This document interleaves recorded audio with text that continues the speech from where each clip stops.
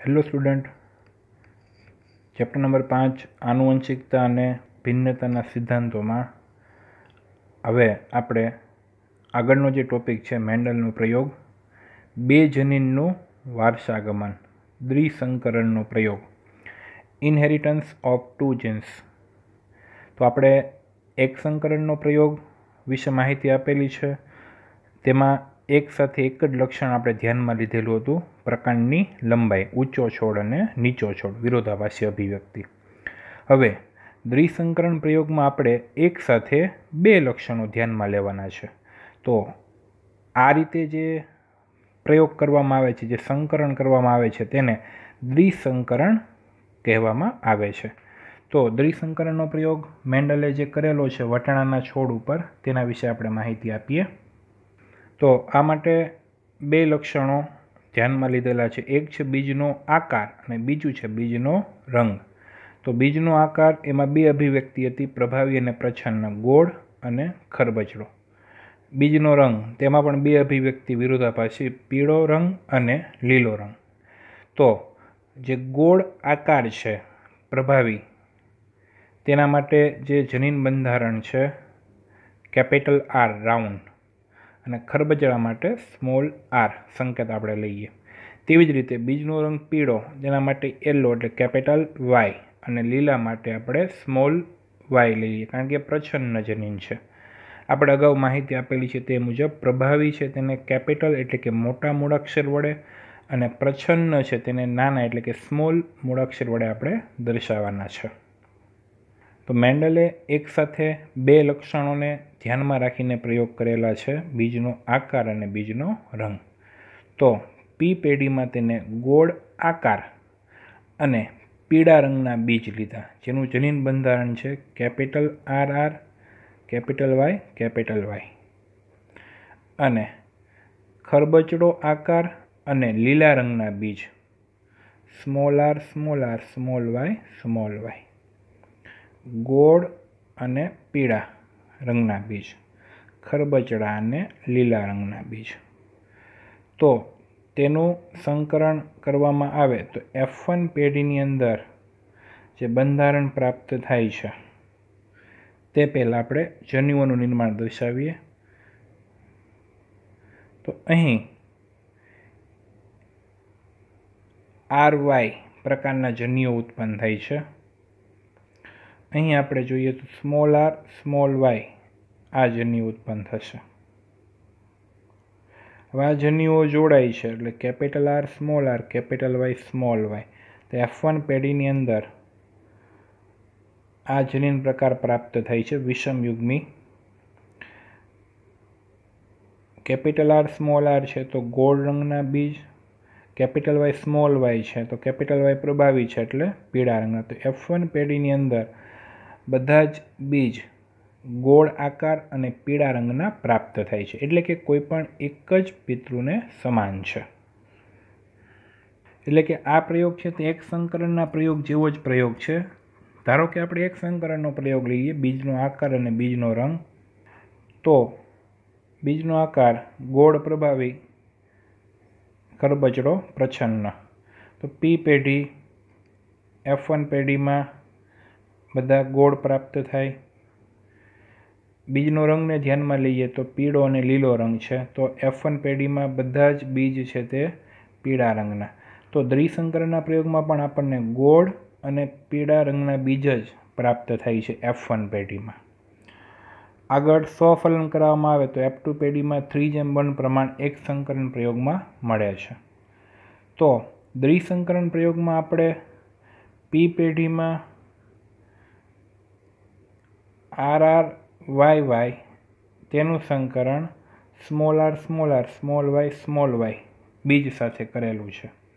તો આપણને જે પ્રમાણ પ્રાપ્ત થાય છે તે કંઈક આ પ્રકારનું હતું, capital R, capital Y, small Y, જે એક સંકરણના પ્રયોગમાં પ્રાપ્ત થાય જ છે.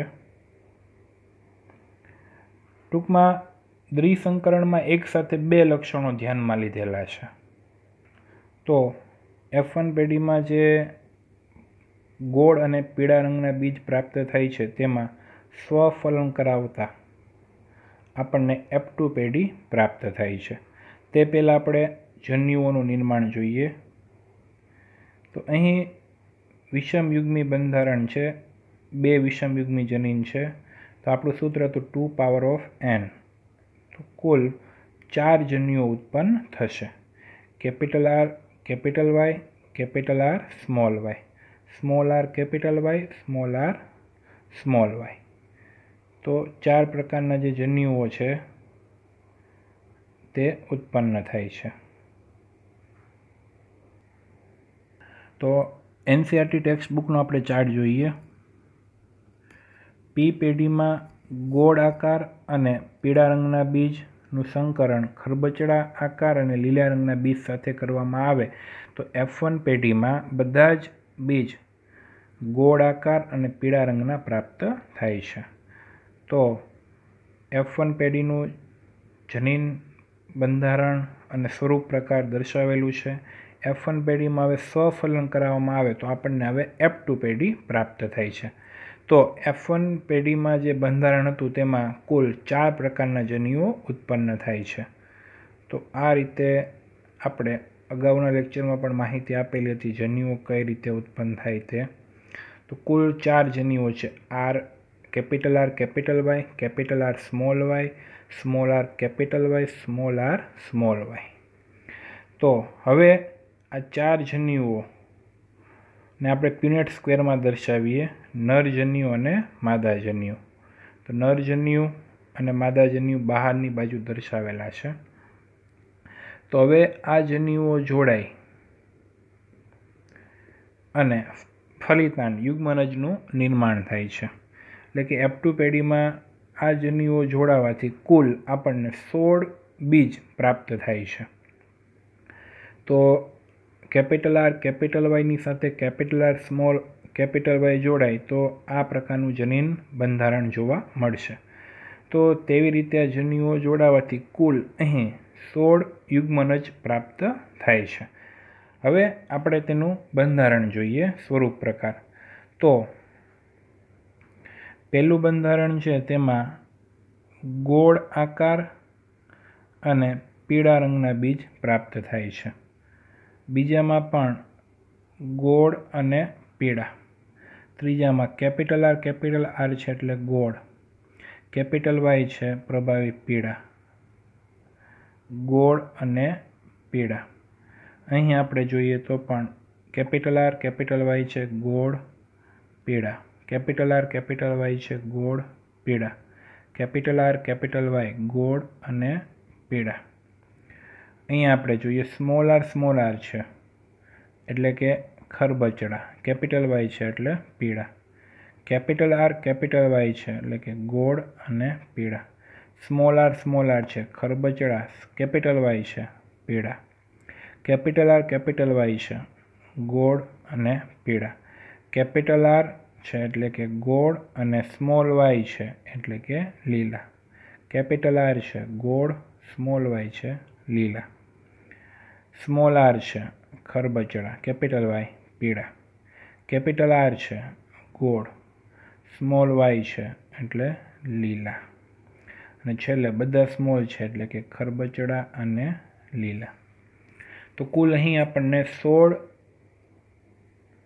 યુગ્મનજ ફલિતાંડ આપણને પ્રાપ્ત થાય છે. તેમાં આપણે જોઈએ તો ગોળ અને પીળા બીજની કુલ સંખ્યા 9 છે. આ રોડમાં આપણને દેખાય છે. કુલ 9 છે. ગોળ અને લીલા 3 છે. અહીં આ 3 છે ગોળ અને લીલા. ખરબચડા અને પીળા 3 છે. 1, 2 અને 3. અને ખરબચડા અને લીલા 1 છે.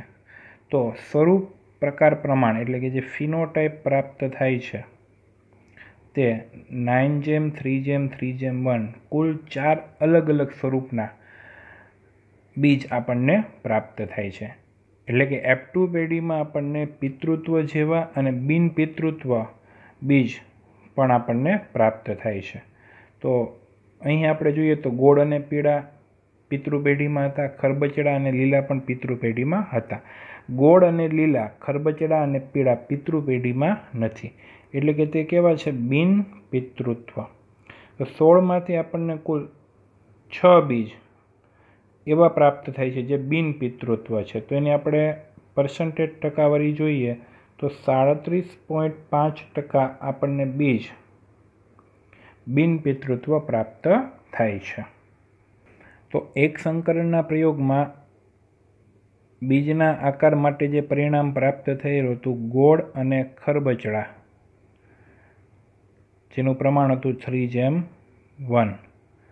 એવી રીતના બીજનો જે રંગ હતો પીળો અને લીલો, તેનું પ્રમાણ પણ 3:1 હતું.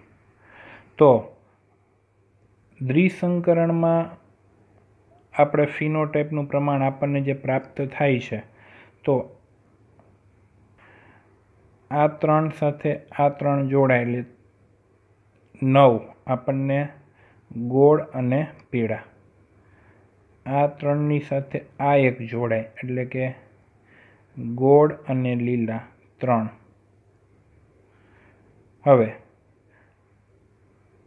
આ 1 અને આ 3 જોડાય એટલે 3 આપણને ખરબચડા અને પીળા, અને આ જોડાય છેલ્લા 1 અને 1 એટલે કે ખરબચડા અને લીલા.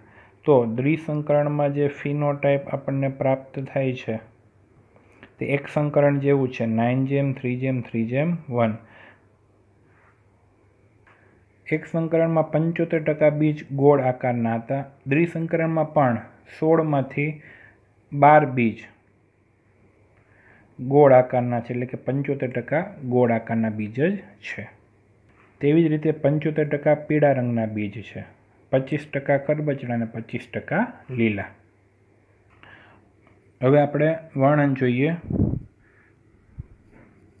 તો સંકરણમાં એક સાથે 2 લક્ષણો ધ્યાનમાં લેવામાં આવે તો તેને દ્વિસંકરણ કહેવાય છે. તો મેન્ડલે વટાણામાં 2 ભિન્ન લક્ષણો ધરાવતા છોડ પર સંકરણ પ્રયોગો કરેલા હતા, જેમાં પહેલું હતું બીજનો આકાર ગોળ આકાર અને ખરબચડો આકાર, અને બીજું છે બીજનો રંગ પીળો રંગ અને લીલો રંગ. તો ગોળ આકાર અને પીળા રંગના બીજવાળા છોડનું સંકરણ ખરબચડો આકાર અને લીલા રંગના બીજવાળા છોડ સાથે કરાવ્યું. તો બીજના આકાર ગોળ માટે જનીન R, ખરબચડા માટે r તેના પર પ્રભાવી છે. તેવી રીતે બીજનો રંગ પીળો Y એ લીલો રંગ y પર પ્રભાવી છે. તો પિતૃનો જનીન પ્રકાર આ રીતે લખી શકાય, પ્રભાવી અને પ્રચ્છન્ન. હવે આ રીતે સંકરણ કરવામાં આવે તો ફલન થવાથી અહીં જે જન્યુ ઉત્પન્ન થાય છે R, Y, અહીં r, y, આ જન્યુઓ જોડાય અને F1માં આ પ્રકારનું જનીન બંધારણ R, Y, પ્રાપ્ત થાય છે. તો અહીં જોયું મેન્ડલે કે પિતૃના સંકરણથી માત્ર ગોળ આકાર અને પીળા રંગના છોડ જ પ્રાપ્ત થાય છે F1 પેઢીમાં. એટલે કે F1 પેઢીના જે બીજ છે તે એક પિતૃને મળતા આવે છે. જ્યારે મેન્ડલે F1 છોડને સ્વફલન કરાવ્યું ત્યારે જોવા મળ્યું કે F2ના 3/4 એટલે કે 75% વનસ્પતિઓના બીજ પીળા અને 1/4 બીજ લીલા હતા. એટલે કે પીળો અને લીલો રંગ છે 3:1 પ્રમાણમાં વિશ્લેષણ પામે છે, એક સંકરણના પ્રયોગની જેમ. આ જ પ્રકારે ગોળ અને ખરબચડા બીજનો આકાર પણ 3:1 પ્રમાણમાં વિશ્લેષણ પામે છે. તો આપણે પરિણામ જોઈએ તો F1 સંતતિના બધા છોડ વિષમયુગ્મી ગોળ આકાર અને વિષમયુગ્મી પીળા બીજવાળા છે. અને F2 સંતતિના જે પરિણામો છે તે આ મુજબના હતા: 9:3:3:1 ગોળ પીળા બીજ 9, ગોળ લીલા બીજ 3, ખરબચડા પીળા બીજ 3, ખરબચડા લીલા બીજ 1. હવે આપણે દ્વિસંકરણ પ્રયોગનું કસોટી સંકરણ જોઈએ. તો કસોટી સંકરણની વ્યાખ્યા છે F1 પેઢીનું જનીન, જે આપણે દ્વિસંકરણ પ્રયોગમાં આ પ્રકારે પ્રાપ્ત થયું હતું, અને P પેઢીનું પ્રચ્છન્ન જનીન, જે આ પ્રકારે હતું r, y. તો હવે આપણે કસોટી સંકરણ કરીએ. તો સૌથી પહેલાં અહીં 4 પ્રકારના જન્યુઓ ઉત્પન્ન થાય છે. Capital R, capital Y, capital R small Y, small R capital Y, small R small Y. અને અહીં એક જ પ્રકારના જન્યુઓ ઉત્પન્ન થશે, સ્મોલ આર સ્મોલ વાય. હવે આ ચારેય જન્યુઓ સાથે સ્મોલ આર સ્મોલ વાય જોડાય છે, તો પરિણામ આ મુજબ આપણને પ્રાપ્ત થશે. Capital R small R capital Y small Y, capital R small Y small Y, small R capital Y small Y, અને છેલ્લે સ્મોલ વાય સ્મોલ વાય. તો હવે આપણે બંધારણ જોઈએ તો આવા બંધારણ 4માંથી આપણને એક જ છે. આ પ્રકારનું બંધારણ પણ ચેક કરીએ તો એક જ જોવા મળે છે. તો બધા જ બંધારણ છે તે એક જ છે. તો દ્વિસંકરણના પ્રયોગનું જે કસોટી સંકરણનું પરિણામ છે તે આપણને 1:1:1:1 પ્રાપ્ત થાય છે. જ્યારે એક સંકરણમાં કસોટી સંકરણનું પરિણામ આપણને 1:1 પ્રાપ્ત થયું હતું. તો આજે આપણે મેન્ડલનો દ્વિસંકરણનો પ્રયોગ વિશે અભ્યાસ કર્યો. આ પ્રયોગને આધારે મેન્ડલે આનુવંશિકતાનો ત્રીજો નિયમ છે, મુક્ત વિશ્લેષણનો નિયમ, તે આપેલો છે. તે વિશે આપણે નેક્સ્ટ લેક્ચરમાં અભ્યાસ કરીશું. Thank you.